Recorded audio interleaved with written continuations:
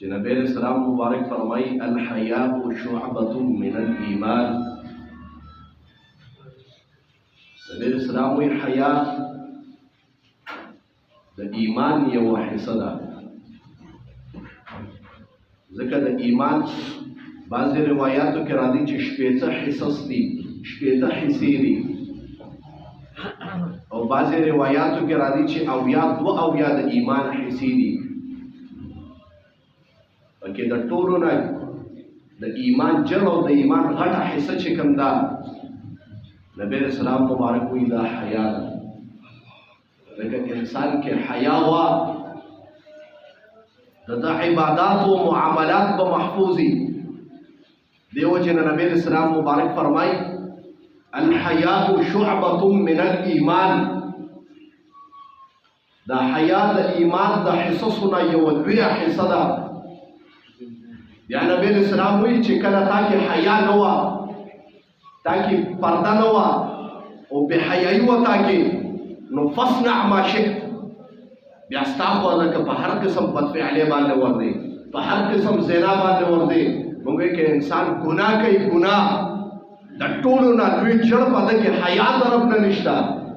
یو انسان په یو ګناه باندې ځان سر ویم، ته په ګناه باندې ډایرکټ ورځې، ته دا تصور نه کې ستا طرف نه حیا نشته چې یو ذات داسې شته چې هغه ما ویني، ستا په سترګو کې هغه شرم او حیا نشته چې ته په ګناه باندې په پټه ورځې. زما محترمو، دا اکثر وایم که ته زنا کې او ستا دا تصور راغی چې زما پلار به دې باره کې څه تصور کوي، یا زما پلار ما ته ګوري، ته بیا زنا او بدفعلي کې، که ته زنا او ګناه کې ته دا تصور کې چې اولاد ما ته ګوري، ته بیا ګناه کې، که ته ګناه کې او زنا کې ستا ښځه تا ته ګوري، ته بیا زنا کې، ته بیا ګناه کې، که ته دا تصور کې چې زه ګناه کوم او دا تصور دی که چې ما رب ویني، قسم دی د ګناه تصور به بیا ونه کې. زما انسان کې لوی جړ چې نبی علیہ السلام وی چې الحیاء شعبة من الایمان. حیا د ایمان د شعبو او د ایمان د حصونه یو لویه حصه ده. لکه سعد بن ابي وقاص رضی الله عنه جهاد ته روانو، دا هغه صحابي دی چې په اسلام کې د ټولو نه ډومبې، په جهاد کې د ټولو نه ډومبې تیر دا سعد بن ابي وقاص رضی الله عنه وشته دی. معنی د ټولو نه ډومبې کولې د سعد بن ابي وقاص وشته دی. د ده په رهنمایۍ کې جهاد ته صحابه روان دي، او چې چا سره جهاد کوي هغه ځای د عیسایانو دی. عیسایانو ته پته ولګېده چې دا شاګردان د نبی علیہ السلام دې سره خو د خدای امداد دی، د دې راپرځول ډېر ګران دی، دې له ماتې ورکول ډېر ګران کار دی.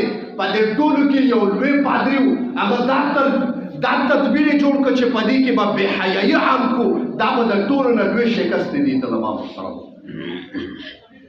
هغې ټولو دا فیصله او دا دغه وکړه، ټولو د هر چا د کور نه یوه نوجوانه حسینه جینۍ راویسته او کپړې ورته داسې واچولې چې مائلاتن ممیلاتن، داسې کپړې وې چې خپله به مایله کېدې، ممیلاتن خلک به ورته مایله کېده.